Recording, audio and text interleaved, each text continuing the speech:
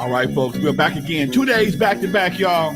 Yesterday we did a tribute to Coolio. Today we are doing our regular show, me and Dusty, y'all.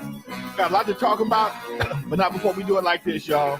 Not before we do it like this.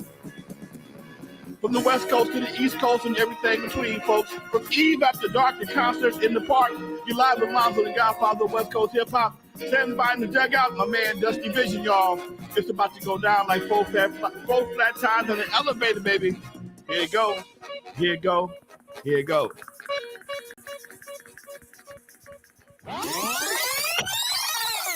Dusty, what's up with you? Yeah, I'm doing good, man. Can't complain. Oh, shit, I kicked you off. Down a little bit. How about yourself, man? Hey, you know what? I think I got a little, I don't know. I think I was walking this morning, and my throat started scratching a little taste. I hope I ain't got nothing, man. Sound a little different. Your voice sounds a little different today. I've been talking all day long, but we're going to see. Yeah, you'll be good, man. Well, shout out to the chat. First off, hit that like button, hit that subscribe button if you are not subscribed. Before we jump into the topics of today, Lonzo, as you mentioned earlier, we did a show yesterday, a tribute show to Coolio. So if you have not checked that out, go to Lonzo's archives. It's the last video that he posted yesterday. It was great, man. We had Dr. Dre call in. We had Scotty D. We had Paul Stewart, Coolio's manager, just sharing some really, really good stories. But one thing we didn't get to discuss was Lonzo's interactions with Coolio yesterday. We let the guests do their talking and things like that. So before we jump in, maybe you can give some recollection of what you remember about Coolio and any stories that you have on him. Here's the crazy part. When Coolio was coming through the studio and Even to Dark, he wasn't the Coolio y'all know. He didn't have the braids. He was just a regular rapper trying to get on. And that's how I remember when I realized he was the same guy that came to the studio. I was blown away. I'm like, damn. And I hadn't seen him since then, Doc. We didn't interact. He moved to Vegas, I think, shortly after that. And I hadn't seen him since then. I reached out for him a couple of times to get on the show. He told me he was going to do it, but he was on the road, whatever the case may be. And we never got a chance to connect before he died, man. But yeah, he was a different Coolio. Again, like Coolio, like so many other cats, Lonzo's usually their interaction with people is in their very, very early stages.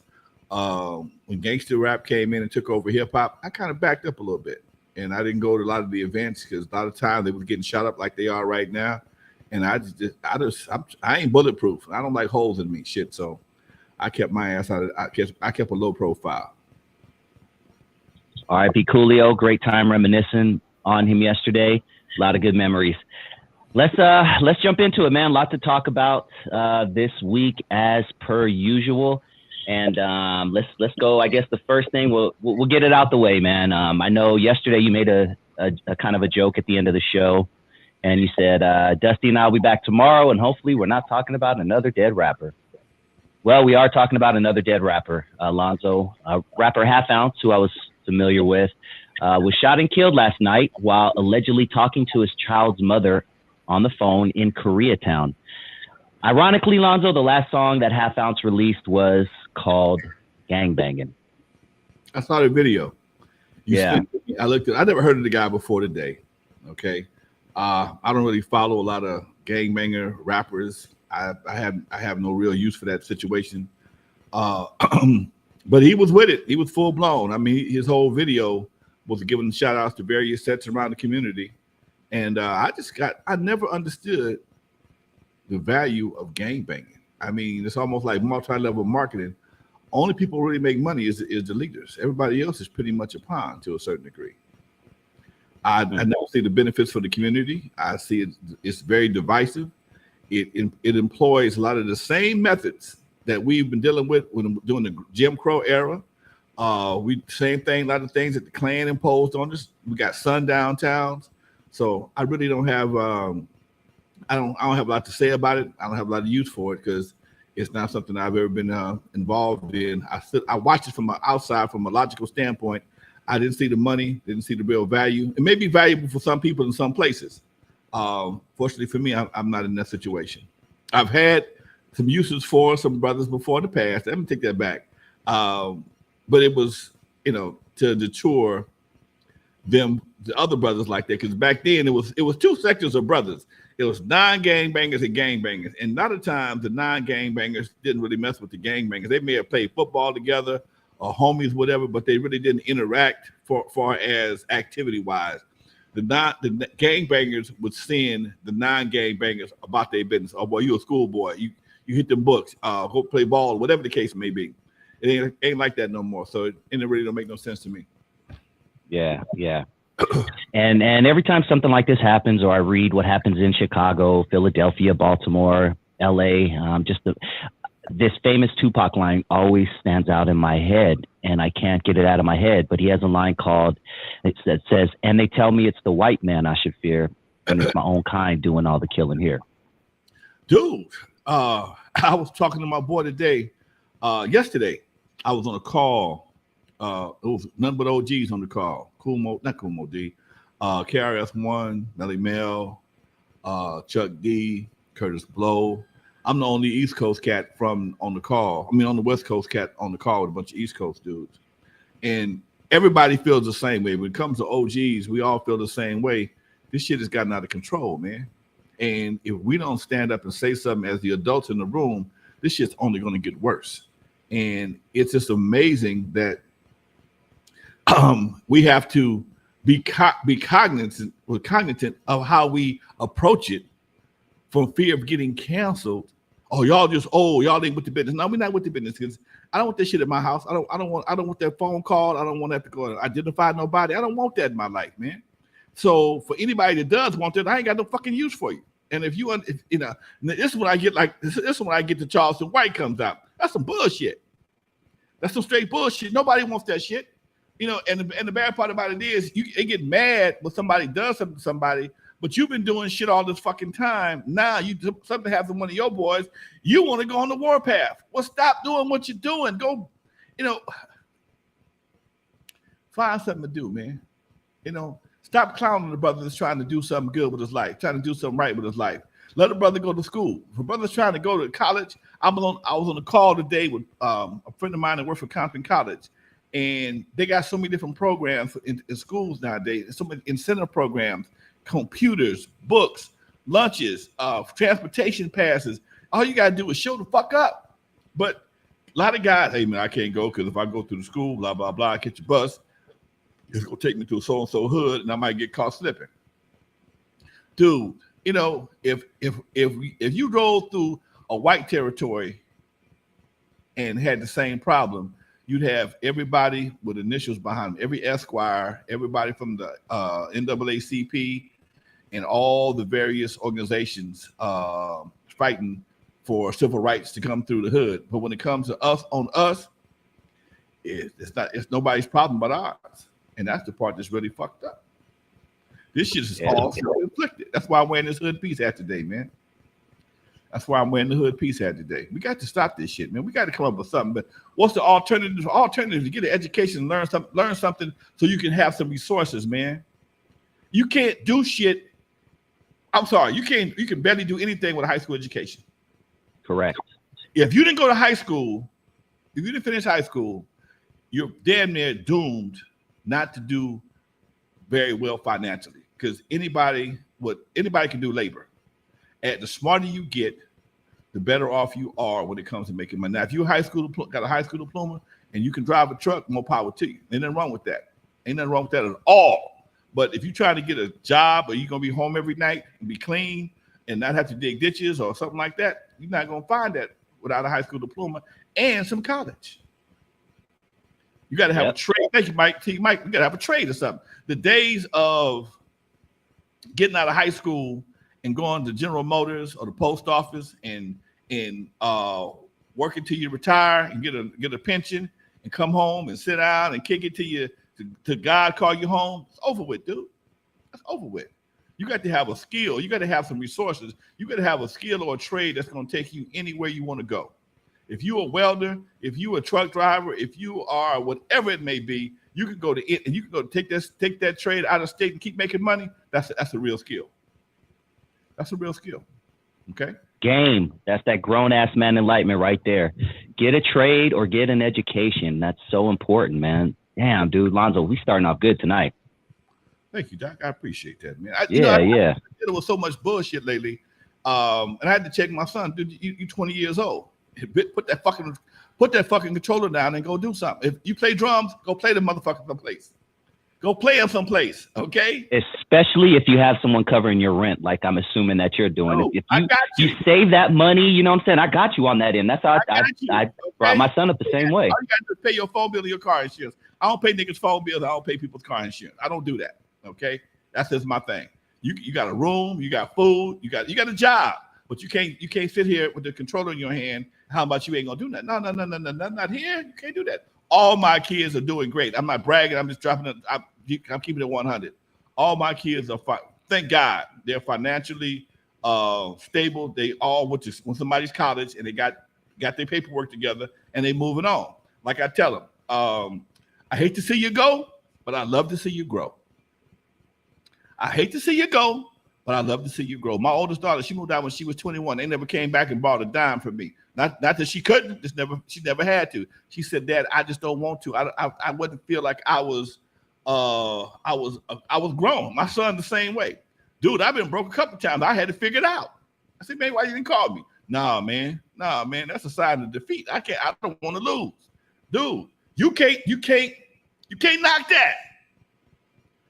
You can't knock that. Not saying I ain't here for you, but dude, that's an emergency bill. I mean, emergency relief. I only want to pull in case of a real emergency.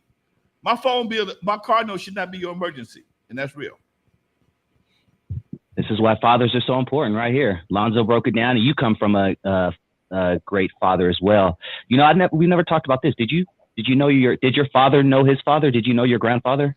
No, my father's grandfather died. My grandfather left the family. My dad was 5 years old. My old man he never knew his dad. He was raised by uncles and aunties, but he vowed he would never do that to his family. Even when him and my mom started having issues, my old man left when I was like 14, but he moved around the corner. Shit. He was at the house every day. He didn't go far.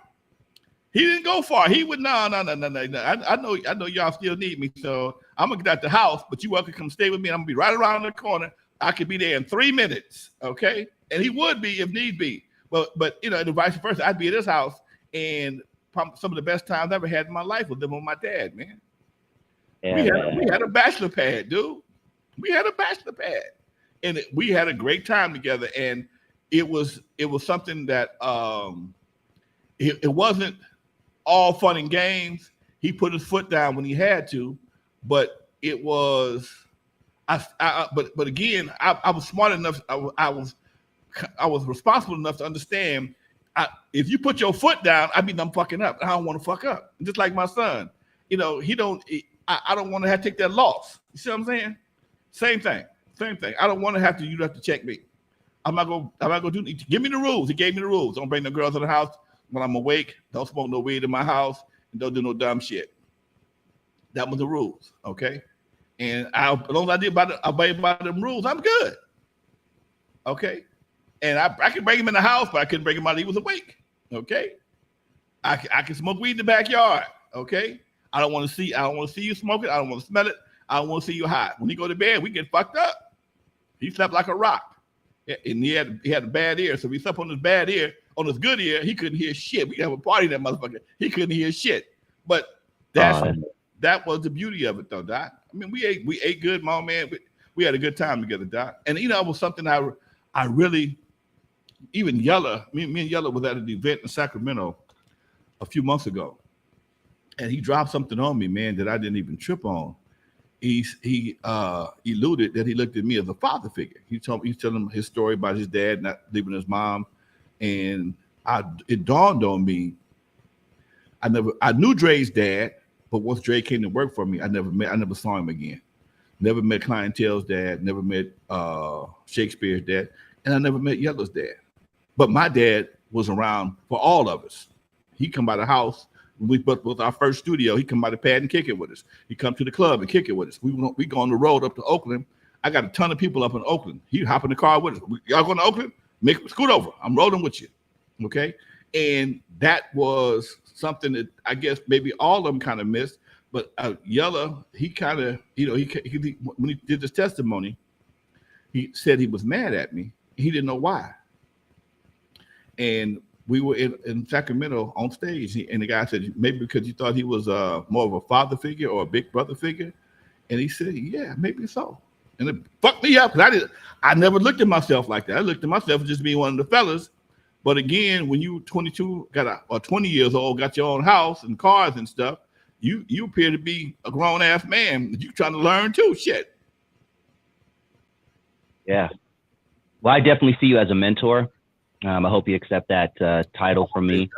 I definitely learn a lot doing these shows, and I think a lot of other people do, man. You're definitely like a father figure to a lot of people. Isaiah wants to know, Lonzo, Dusty, how many kids y'all got? I have one son, best son, an awesome son, 24 years old, just finishing up college, and I couldn't be a happier dad. And a lot of the things that you mentioned earlier is the way that I raised him, and he will not call me for anything, man. He'll figure it out himself first, but the money's here. I'll give it to you, but he wants to figure it out first, which I really respect that. I can't hate on that either, but tell everybody how many kids you have. I got 5 kids and 5 grandkids. Woo! I'm on my second generation, baby. So, and that this is why, as much as I agree with Charleston White, I can't do shit the way he does. Okay. I can't do it the way he does. My Rolodex is full of politicians and police and preachers, and no matter how I feel about certain things, I got to bring a certain kind of Lonzo-esque style to it so that people can respect it. I can't just go off. As much as I want to go off, and like I told I told my podcast instructor when I first started doing this, he asked me, could I do a podcast to be successful and still maintain my dignity? He told me probably not. Well, that's bullshit. I'll stay with just 13,000 while I'll be a clown for the internet. Fuck that. But I always, and you know what? Yep. I'll give it what y'all see. This ain't no character. This is the real motherfucker right here. Okay. This is literally the same Lonzo you're seeing now is the same Lonzo when we're hanging out at a party, when we're hanging out at an event, when he's DJing. This is the guy right here. He ain't no character. Ain't got no character. Okay. Now I tell you, I got another side though. I got this nigga named Alfonso or Lorenzo. You piss him off, that nigga gonna show up. You fuck with Lonzo, Lorenzo gonna show up. If Lorenzo show up, it's a whole different. It's a whole different. Okay, what happened to Lonzo? No. Lonzo gone. You pissed him off. You hurt his feelings. You did something to him. Now Lorenzo got to take over. That's funny, and that's ironic because I've heard several interviewers call you Lorenzo and not Alonzo. Lorenzo is actually MC Ren's name, right? Yeah. Yeah, which is funny that you have your character. Don't let Lorenzo come out. Don't let Lorenzo come out. That's nice. Okay. Man, well, we got a lot of stuff to talk about. Let's keep it going. Before we do, we have 45 people in the building. Please hit that like button. And if you are new to the show, hit that subscribe button if you like what you hear.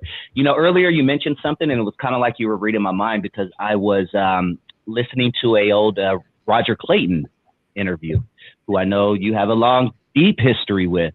And Roger Clayton said in the interview that by 1988, he stopped throwing his giant electro soirees with Uncle Jam's Army because it was, quote, just too dangerous with all the gangsters. He said, and I quote, 99% of kids are good, but just one kid with a gun can ruin everything, end quote. Is that how you remember it? Is that kind of your story too? Man, that's kind of my story as well, Doc. I never did the big events. All my events, I did hotels. I did Alpine Village, Queen Mary, and even back then I was doing the Queen Mary in Long Beach because we were bringing people from the club to Long Beach, and they would bring their people. I never had the same problems that Uncle Jam's Army did. I'm not going to sit and tell you the Eve After Dark was perfect, and by no means it wasn't. But when we did our big dances, it was the Eve would be open, but it'd be empty. If you had the money or the transportation, you could roll to the event and stick around for the Eve for the after party. We never attracted we didn't have any real gangs that followed the Wrecking Crew. The Eve After Dark kind of filtered out the gangs. Of course we were right there in Piru, Anthony's Park, Miller Gangsters, the Village, but because we were there every weekend, even Crips from Watts would come there. They just come low key, okay. And if they decide to go to Long Beach, they just stayed low key. Again, we're talking about 85, 86. Gang banging was around, but it wasn't. It hadn't taken the major effect that it had on the community by 80, 87, 88. Okay. We still dress. I mean, back then, even the gangsters dressed up. Okay. Gangsters wore suits. Street hustlers wore dress shoes and slacks, nylon shirts, whatever the case may be. When they sold dope, they looked like they was going to the club. That's how, dude. I got pictures of my boys from my neighborhood. They looked like some real Italian gangsters. That's how they dressed back then. That's how they came to Eve After Dark. And I'm not gonna say that's the only reason why, but I think that's why there was such a disconnect between that generation and the new generation with the new niggas, where the new niggas all they wear is tennis shoes. My guys only wore tennis shoes when they played basketball or football. They didn't wear tennis shoes. I mean, it was a sign of being broke to be in the tennis shoes on a regular basis. That New Jack City scene. It was that New Jack City scene. Exactly. I come from the New Jack City era where everybody dressed, man. You had your Kango on backwards. You had your two-piece suit and your slacks, and that's what it was. And later on, when it became The Wire, shit got crazy. You could leave the block and go to a club dressed, and I ain't got to go home and change clothes. You could leave the corner, go to the club, and not have to change clothes. Nobody ever really wanted to look like they were selling dope back then. Nobody wanted to look like they was gangbanging. It was a different era. It was a different vibe. It was a different concept. Okay, different mentality. And if they saw you doing something, you had your haters, but it wasn't the same thing as it is right now, man. And the police still jacked them, but they were a lot smarter back then. Yeah. Different time. Matt Teresa wants to show you some love. He says, I always remember and share that piece of knowledge that Lonzo says to my little homeboys at work and nephews. It's better to have peace of mind than a piece of booty. Man, come on, dude. Come on. Have you said break that down? What were you? Peace of mind, man. It usually applies to females. Okay. When you get with a female and she don't allow, if she's making your life hard and not your dick, nigga, you got the wrong woman. If she's making your life hard and not your dick, you got the wrong woman, dude. The woman's supposed to make your dick hard, not your life. And that's how you get peace of mind. Okay. Oh, that's hilarious. Let me go call my wife in here real quick. Baby, come here. Just kidding. That's what peace of mind comes in, man. Comes in that dot. You walk in the house, your woman's pitching and moaning and popping and blah, hit the baby and whoop. Whoa, back up. Can a brother woosah for a minute? Can a brother woosah? And you got somebody that's constantly on your nagging on your head about dumb shit, bringing up old women shit, old girl. Yeah, and the nigga think perfect, but goddamn, I let that shit go. What you want me to do now? So it is what it is, Doc. So yeah, if your woman is making your life hard and not your dick, you got the wrong woman, Doc. Remember that shit. It's funny you said that, Lonzo, because I've known, I'm not going to say I know, I've known several people throughout my life who were married and unhappily so that, they get off of work and before they go home, they have to go to the bar. They have to get intoxicated. They have to sit in the car and take a couple of shots down before they go in the house and deal with the kids and the wife. They have to smoke a joint before they deal with the wife. And that is a sign that she's making your life hard and not your dick hard is my point. Exactly. You got to get intoxicated to say one word. That's the problem, dog. Run, get out of that marriage quick. That ain't the one for you, man. Bite the bullet, eat it. Go on, do what you got to do, and take your time about the next one. Shit. I want to ask you something, man. Something I wanted to ask you last week. We hit on a topic and we just didn't get to it because there was so much to talk about, as there is always. But hypothetically, if something similar to the 1994 crime bill shows up in the November elections, is Lonzo voting yes on it? or no? I know it's a blanket question, but just, in general, without knowing any details, and it's obviously hypothetical. Let me say this before I say anything. What I've learned, we talked about this today. Me and my partner, Big A, but shout out to Big A. Me and Big A had a long conversation today. We worked on some stuff with Hood Peace and Same Gang. One thing I've learned over the years, when they make a law, the first time that first law first get introduced, they come with the combat boots and the motherfucking iron gloves. Okay, 3 strikes, you out. Anything, nigga stole some pizza, 25 to life. Nigga stole some cigarettes, 25 to life. Push the kid, walking through the store and push somebody, 25 to life. Then everybody starts bitching, and they start making adjustments. Then they start crying. You're too hard. You're too, and rightfully so. Then they start crying about shit, and now you got what we got right now. Okay, motherfuckers out here stealing. You got a $1,000 limit before you get a felony. $1,000 limit.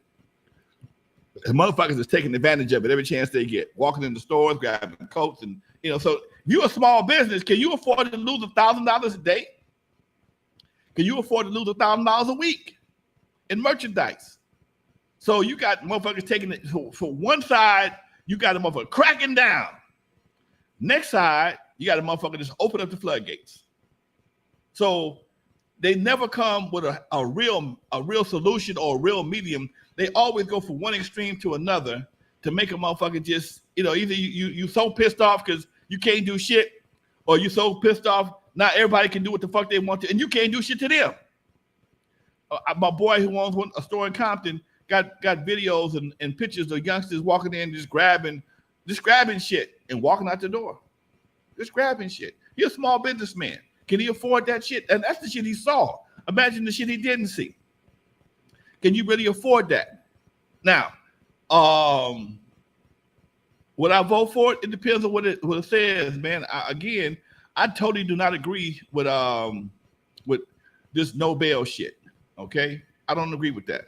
I understand some people can. Some cases don't warrant a person getting locked up till they go to trial. But on the same token, you start talking about murderers and violent crimes, and you let a nigga go home to finish the crime. Come on, man. Yeah, man. And they do the shit like that on purpose to make you go back to the hard way again. They make it so goddamn soft till they make you okay. Now when they put the bill on the ballot again, they make it so soft, and now they're going back to being hard again, maybe even worse than they were the first time, as opposed to coming to the happy medium. My solution is if somebody get arrested, if it's a certain kind of crime, depending on what it is, give a motherfucker house arrest, man. You ain't got to put him in jail. Get a motherfucker house arrest. Okay? You go to work. You ain't going to lose your job. You keep your car, but have your ass at home by a certain time till we figure out if your ass is guilty or not. And if your ass is not guilty, we're going to give you time. We're going to give you whatever the case may be. And, there's other ways of doing this shit as opposed to putting the burden on the general public, or letting a bunch of cats out that, know the system so well, they know if they go to the store and just steal $999 worth of shit, he get to go home with a ticket. Okay? Well, he go home with a ticket and go shopping a few minutes later. It's happened already. Guys get arrested and go right back and go steal some more shit. Put a motherfucker on house arrest. Like put an ankle bracelet on his ass. You got to be home by a certain time. And at a certain time, you got to stand in front of this goddamn screen with your eyes open, and because you can do classes online now. You can have a motherfucker doing theft classes, DUI classes online. You got an ankle bracelet on. You ain't got to come no place, and you sit your ass here. And if this bracelet go off between now and now, your ass got to come go lock in. You can go to work in the morning. You can sit home, do what you got to do, but you better have all your shit by a certain time, or have somebody to go get it. Now, a cat get picked up on Saturday night for some dumb shit because he was drunk, because he ain't got no money. He got to sit in jail 4 or 5 days. And he gonna lose his job. He gonna lose his job, his apartment, his car, maybe his girl, everything he had for a simple mistake. Nah, and you ain't even convicted him yet. The fight, it could have been a simple fight, but I ain't got no money. I live in an apartment. I ain't got no collateral. Okay? So if you lose his job, he really ain't going to have no collateral. Now he got to start all over again. I was with a gentleman. I was doing an event for a reentry group, and I was with a gentleman. He said, man, I went to the party, had a fight, got into a fight, didn't go back home. He couldn't make bail. He went through the process, couldn't make bail, lost his job, only did a year, but when he came out, he didn't have shit. He was a bachelor, having a good time, got drunk, got into a fight. Somebody got fucked up a little bit more than he was supposed to. And, because he didn't have, the lawyer, they cut a deal, gave him a year. And he had to go sit down for, I think, about 8 to 9 months. But when he came back, all the shit was gone. They don't give a fuck about your possessions. They'll have your shit on the curb in a matter of minutes. So if your car ain't paid for, you're finna lose that motherfucker. So it's just you got to be more understanding and have some flexibility. Yeah, you can still be, all right, dude, instead of us locking your ass and losing your job, we're gonna put this ankle bracelet on your ass. You got to be home by 7 o'clock every night till we get this shit straightened out. Okay, that's more logical. It seems like our laws are either too extreme or too lenient. There's not a logical middle, like you just said. Yeah. They say common sense ain't common. Mm-hmm. I understand that common sense ain't common, man.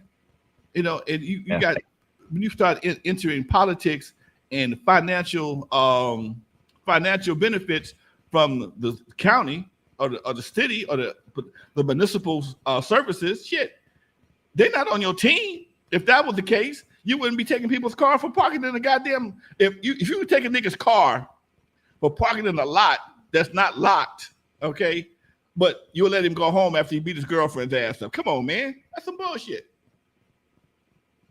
I came out one night this year. I was right doing, I think it was doing Super Bowl. Had to go to a meeting in the hotel. Came outside. What my shit at? Shit was gone. $300 overnight. $300. Not to mention the Uber ride home and the Uber ride to go get my car. $300. Yep. Talking about like $350. Damn it, $360 because coming home was only $25. But going to get it was $45. So damn near $400 because I parked my car, didn't read the goddamn sign. But you'll let somebody whoop his girl's ass and let him home send him home the same night. That's some bullshit. That's some bullshit. Crazy. Go ahead. Don't get me started. That's crazy, man. Yeah. I like where this conversation is going. Let's keep it kind of on the same topic because, we've talked about Illinois, we've talked about Georgia, Maryland, passing laws that let the courts use rap lyrics to convict people. If the crime matches and the evidence is there in the rap song, they're locking these motherfuckers up. Well, Gavin Newsom, who represents our great state of California here, he just passed a law, the total opposite, saying that rap lyrics cannot be used in court to convict a person of a crime. What are your thoughts on that? Funny, that's another. I know you, player. I know you. That was part of the conversation that we had yesterday with the Hip Hop Alliance. KRS-One was conducting a meeting, and I'm listening to him, and that definitely came up. And I don't know if I really agree with that or not, because if you're stupid enough to do a crime and put it to music, I'm trying to figure out why I can't use it against you. I mean, you have the right to remain silent, but if you choose not to use it, motherfucker, that's on you. You don't have to. Nobody asks you for that musical confession, okay? But new niggas, and this is some new nigga shit. New niggas want to have their cake and eat it too. I want to talk like I'm a bad motherfucker, knowing I ain't shit, knowing I'm a buster, okay? But I want to tell people what I did, but you can't tell nobody. You can't use it against them. Come on, man. I don't know, dude. If you got hip hop gangster fairy tales is one thing. Gangster fairy tales is one thing. But if you have in-depth information, like some people have, my boy out of Atlanta, they actually knew stuff that he pushed it in the rap that the police wasn't even up on, or only the police knew. Okay, dude, you're convicting yourself. Okay, now to be lying and just be having these hip hop fantasies about how you Jesse James or Batman or Superman, whatever the case may be. Yeah, I understand that, but don't. Here's the bad part. We're trying to excuse and justify people doing shit that's fucked up. It makes no damn sense. It's fucked up.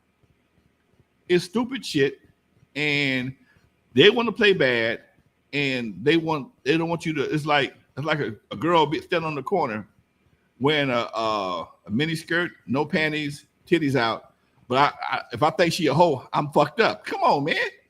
Thank you. You got on the mini skirt, the glass slippers, you waving at cars and shit. But if I think you a hoe, I'm the bad person. Y'all fucking, that's bullshit. Man, you all these double standards. This is the part that just fucks up shit, and it's a clusterfuck for everybody involved. Okay, I can say what I am, but if you say that I said I'm that, and you wrong. How am I wrong for you confessing to a beat? I don't get it. When did you start paying attention to what was around you, politics, social issues, and things like that? How many? Because, we all hit a certain, in 20s, I didn't give two damns about any of that. Like maybe my 30s, 33, 34 is when I really started paying attention to what I voted for, things like that. When did you start to, get into that mode? Understand me. I was forced to be a responsible person at 18. I had a kid at 18 years old. So I was dipped into the child support system at an early age. I had a nightclub shortly after that, and seeing how the cops do a motherfucker, seeing being dealing with cops firsthand at 24, 25, and I ain't did shit but trying to, I'm an innocent motherfucker. I ain't did shit. I ain't did shit but trying to run a business and keep some dope out of my club like the old man told me to do. But y'all making me out to be the worst dude in the world. And I'm trying to figure out what the fuck did I do? But I also realized what I was working with. So, and then working with guys like Jeff D, he wouldn't let me just be a young club owner. He made me be the vice president of the Chamber of Commerce back then. He got me at the Chamber of Commerce meetings. Okay. He got me at the El Segundo Avalon Chamber of Commerce in the meetings, conducting shit. Okay. Then he had me start a junior Chamber of Commerce, which nobody came to, but I don't know what that was about, but I was there. So when you start getting responsible and being a homeowner at a young age, that teaches you a lot of shit. I've been owning houses, on property since I was 21 years old, paying bills at 19. Where my son is right now, I had a kid and paying bills. Okay, so it puts you up on, it makes you look at shit at a different perspective. I didn't have the distractions that these kids have right now. I didn't have the distractions. I didn't have a phone in my hand all the time. My phone was on the wall. I had to go home and use that motherfucker. I couldn't just grab it. It wasn't in my back pocket. It was on the wall. I couldn't get a phone call unless I went home to do the shit. Okay, made a big difference. Compton was once a great city, and it is still a great city with a great history and things like that. But there have been throughout the years, and I'm asking you this respectfully because you're older and you know the history more of Compton politics and things like that. But Compton has kind of a history of the politicians, I guess for lack of better words, not really doing what they're supposed to do. Is that safe to say? That's okay. Okay. Compton, at some point in time, people, when you get into a position of power and you never had that power before, sometimes you can get into a situation that could be tempting.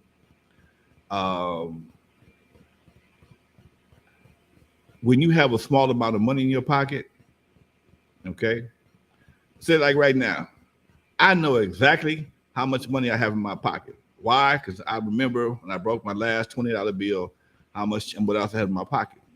So if somebody takes something from me, I'm gonna miss it a lot faster than if it was if I had, you know, a pile of money that I hadn't counted yet. Using that scenario, if you're in a big city like Los Angeles, somebody steals $1 million, $2 million, whatever the case may be, when you got $1 billion budget, it might not be felt. You might not see the impact. Okay, but a city like Compton, when something is missing or misappropriated, if that's the case, it could be a lot more impactful. And when you look at streets and look at other situations, and there's not the progress that you expect, then you start wondering what the hell, where's it at? Okay. I've been involved in Compton politics for quite some time. I think the current city council is probably one of the I'm gonna say the best, but it's probably one of the most inexperienced because they're all rookies. Everybody on city council right now is fresh. Okay. Only person that's been on that city council before, or been in the city council meetings before, is the mayor. Everybody else is brand new. Okay. So I see right now, and I see a different vibe in Compton that I haven't seen before. Okay. I've seen a different vibe in Compton before. When Omar was mayor, we was doing concerts and all kinds of stuff, but it was always a big fight. One of the things that we're doing with the Compton Entertainment Chamber of Commerce is trying to bring some of those things back. The Compton Jazz Festival and things of that nature. But again, sometimes it may not be the person that's in office right now that caused a problem, but it could be a problem that was 2 or 3 administrations down the line that still is in effect right to this day. So that's where it might not be so much stealing. This is you're trying to patch holes. They ain't got enough concrete. Okay. You're trying to patch holes without enough concrete. So that is, I don't know. I think that's kind of describes it a little bit better. There has been nobody's gone to jail, but other than Omar, and that situation was, if you knew about that one, that was kind of like, huh, for that?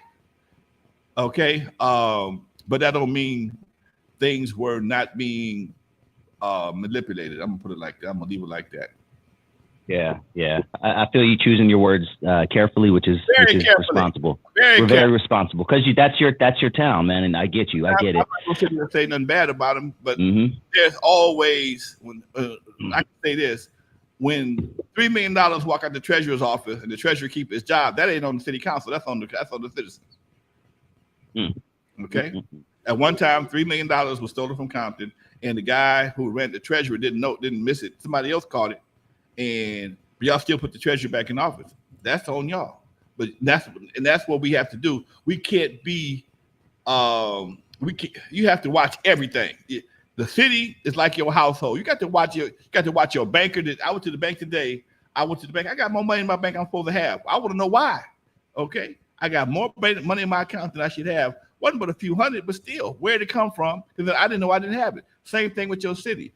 If you're not active in the politics or the city council meetings, or you just sitting back and let people do what they want to do without check and balance, that's on you. Whether it's Compton, Carson, Paramount, whatever the case may be.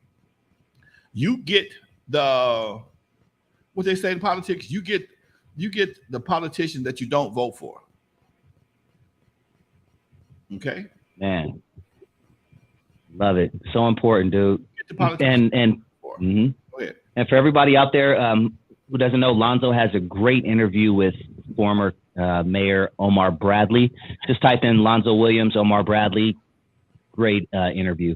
But can you talk a little bit about him? You mentioned him earlier in the situation that put him in. You don't have to mention that, but maybe you could just talk about Omar Bradley, your relationship with him, his relationship with Suge. He's a interesting type of cat. Oh, he's an interesting dude. Me and Omar go back to high school.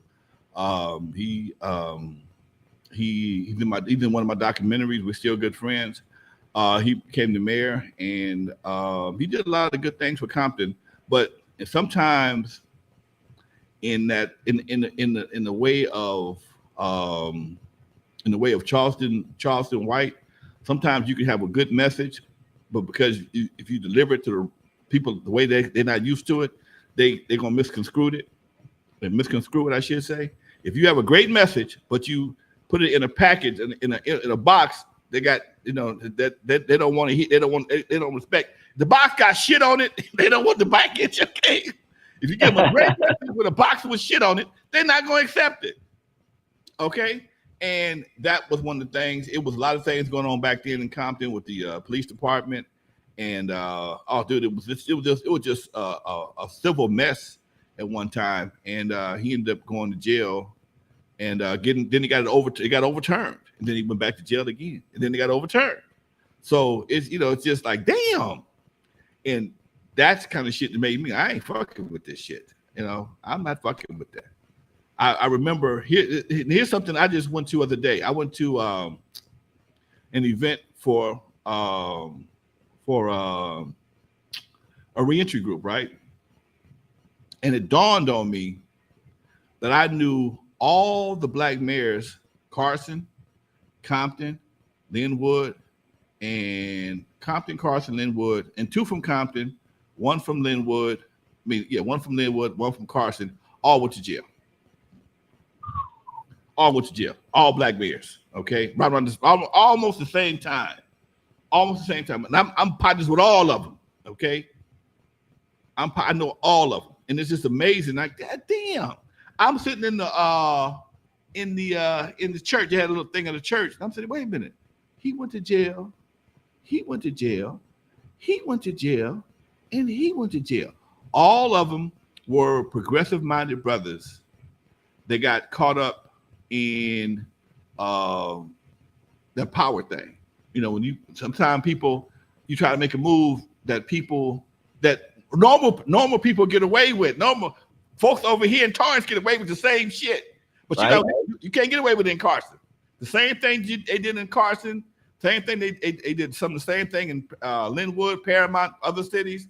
But because it was Compton, this just like what we talked about it last week with Brett Favre. Brett Favre, Brett Favre, he ain't going. This shit's gonna get swept under the rug. It's gonna be a big old lump under the rug, but it's gonna get swept under the goddamn rug because it's Brett Favre. Meanwhile, Michael Vick fought a few dogs, and his ass did 18 months in prison. The other brother from the Celtics, he gonna lose his job because he got some pussy. Okay. Meanwhile, Brett Favre steals $3 million from poor people in Mississippi, and it's like, what the fuck?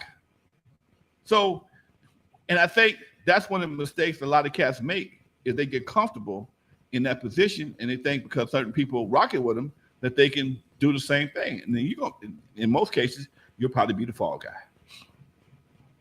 That's my opinion. That's not having to do with Dusty, YouTube, Facebook, and any other platform. That's just my opinion. There it is, man. And kind of wrap it up on Compton because I like the topic and how we kind of flipped the conversation tonight.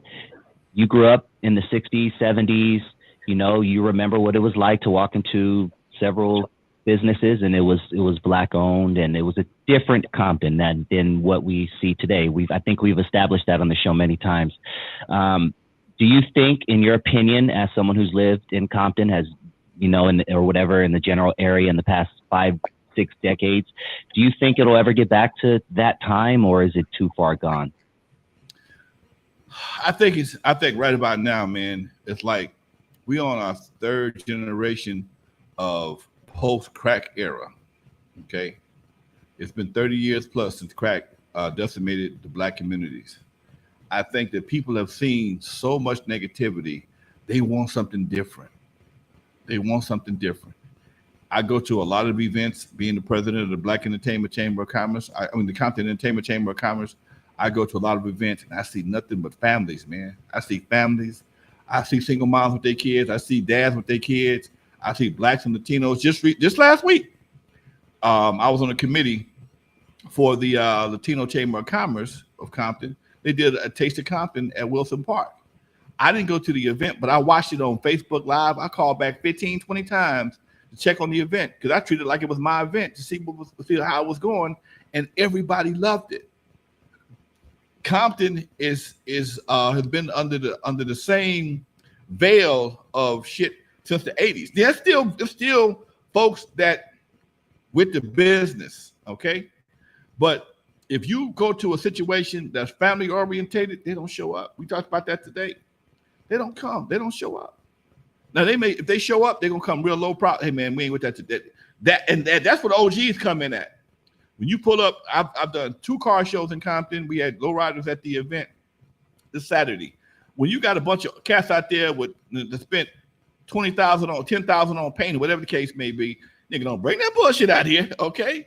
Ain't nobody gonna be trying to run. I ain't dodging no bullets. I got a $20,000 paint job on my car.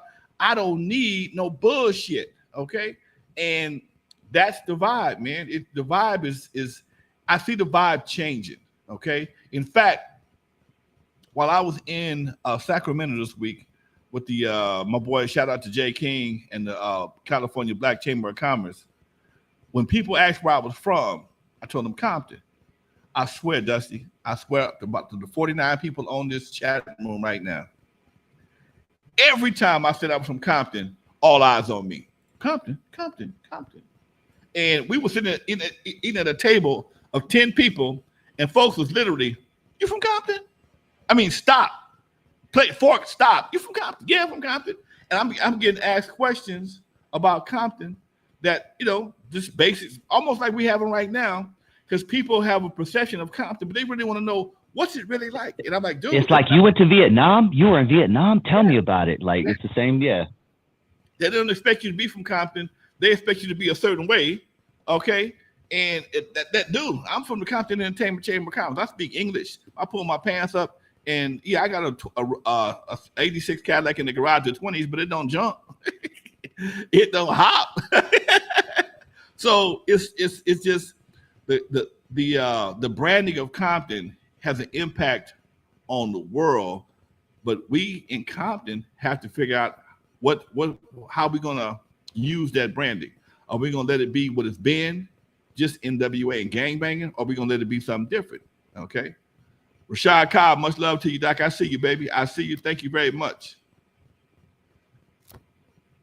Man, good looking out, Rashard. Yeah, he said, shout out to the good game y'all drop every week, man. That's all Lonzo, man, and I'm soaking it up myself. To wrap it up, we got about 9 more minutes, but I would love to know, Lonzo, would you, or could you, I guess, based on your past or whatever, but would you ever run for, say, the mayor of Compton? Or are you happy with the role you're playing right now in the community? You know what? I've been asked that question on various occasions, Doc. I probably would have to say no. One, I was talking to Mayor Emma Sharif the other day, and I went to 5 events, and she was at 4 of them. Okay, and I'm like, how do you do this? And the next morning, she was up. I was at an event. She was right there. Okay, now she got to be there. I'm there because I want to be there. Okay, I'm trying to get people acclimated to seeing my face, seeing the Compton Entertainment Chamber of Commerce. I'm trying to know what's going on. I'm playing catch up. Okay, I'm playing catch up. One man playing catch up. She got a whole staff, so she can send her liaison if you want to, but she shows up anyway. Number 2, I'm not used to people telling me what I can't do and when I can do it. I've been a wild horse all my life. Okay, I mean, even trying to get things done, you have to get certain. You have to go through. Got to go through the control. Got to submit an invoice, control it. And I do this to my business, but there's just certain ways you have to go. If it's over a certain amount of money, you got to go to the city council, get a vote on it, and it can slow down. It slowed me down. Okay, and I understand how things don't get done because Compton is basically a city that's actually ran by the city manager. Okay, the city council votes on everything that he does, but the city manager is the one that does a lot of the contracts. So it could be it could be a little bit for somebody with my personality. I would get cussed the fuck out. I'd probably get no, man. I don't want to do that. I can't stop being me. I've been me too goddamn long. Okay. I like being me. I like being where I'm at. I can go to city council meeting. If I don't want to go, I can go. They got a city council meeting going on. God damn, I'm supposed to get a certificate tonight. Anyway, no.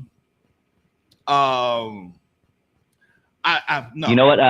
The Inside has a great question that maybe we can end it with. If hip hop never was to be specifically West Coast gangster rap, do you think our community would be better? Totally. I don't know if I understand that. Did you get that? Okay, go ahead. Okay. Totally. I think if gangster rap wasn't so accepted, I was just again. I got to go back to Charleston White. I was watching the Charleston White video a minute ago, and this guy was telling him King Von was what Tupac wanted to be. Okay. Now I haven't did much research on King Von, but I heard he was a pretty bad dude. Okay. King Von. So King Von, just so you know, Lonzo, after King Von's death, he would be in jail right now for 4 murders because they have literally confirmed that he's at least killed 4 people. So that's King Von for you. Okay. So if King Von has killed 4 people, okay, and the interviewer was saying to Charleston White that King Von, Tupac would wish he was King Von, okay? Which means he's caused 4 families to lose a loved one, okay? Tupac didn't do that. Tupac made songs for women. Now, Tupac, what he did do, he saw some cops putting hands on a brother the wrong way, and he got into a shootout with him, okay? I'd rather have that nigga than a nigga with a camera, okay? I'd rather have him show up than a nigga with a camera. I got you, dog. I got you, dog. I'm gonna videotape this shit. Negro, get him off my ass. Get these sticks off my ass. If that's what it comes down to. And he got free. He was acquitted on the charges. Okay, because King Von and Homeboy was really trying to press Charleston in regards to him, Tupac, not being who he said he was. And Charles like, dude, I'm trying to King Von, he ain't the dude to be looking up to. And that's the problem we got with hip hop right now. People are, and that's why I believe you got. Oh, I got to tell you something too. I heard something on the way up here before the show started. We are showing so much love for killers of our community. I mean, these dudes ain't killing nobody but us, and we treat them like they're heroes. I'm trying to figure out why these motherfuckers are heroes. What makes them a hero? Because they killed 4 black men and brought tragedy to 4 black families. How is that heroic? Why is that an aspiration?